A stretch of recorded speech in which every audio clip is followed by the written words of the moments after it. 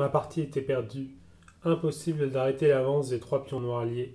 Il me sembla que le mieux et le plus sportif était d'abandonner. J'étais navré. Cette partie sans espoir me faisait perdre le titre de champion du cercle. J'ai examiné une dernière fois la position et m'avisai soudain qu'une tentative pouvait être faite pour amener le patte. Mon adversaire était très à court de temps et peut-être, lâchant ses dents, tomberait-il dans le piège. Il est vrai que je ne sauverais qu'un demi-point, mais non pas le titre, hélas. C'était un point entier qui m'était nécessaire.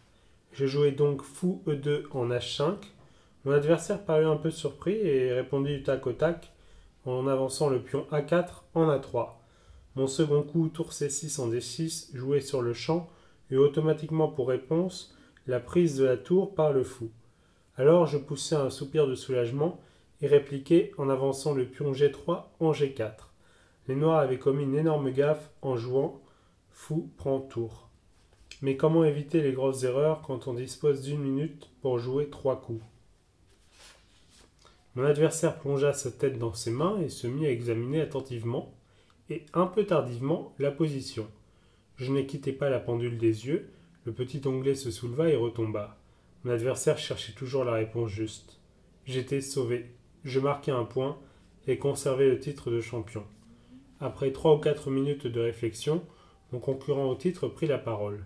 Monsieur, me dit-il, je vous félicite. Vous avez échafaudé une jolie combinaison de pattes.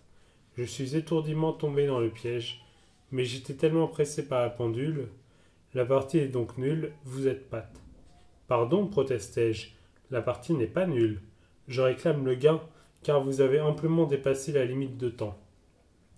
Mais, mon cher monsieur, que j'ai ou non dépassé la limite de temps n'a aucune importance en l'occurrence. Je ne dispose d'aucun coup démolissant votre patte. Que je joue roi, tour, fou ou pion, vous êtes et demeurez patte. Que je joue ou ne joue pas, la partie est nulle. Elle l'est fatalement.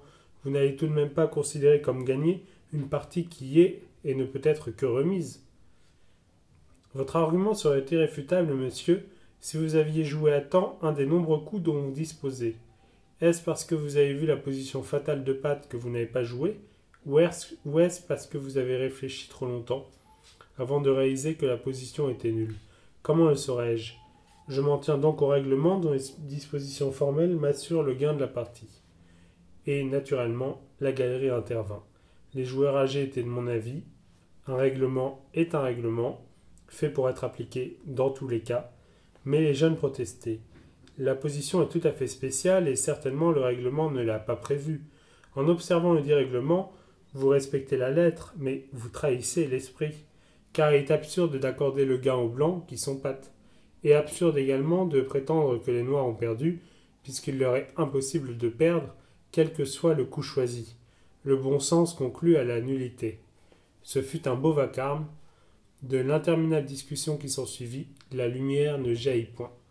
Et voilà un nouveau cas litigieux que la Fédération internationale des échecs se verra dans l'obligation de trancher.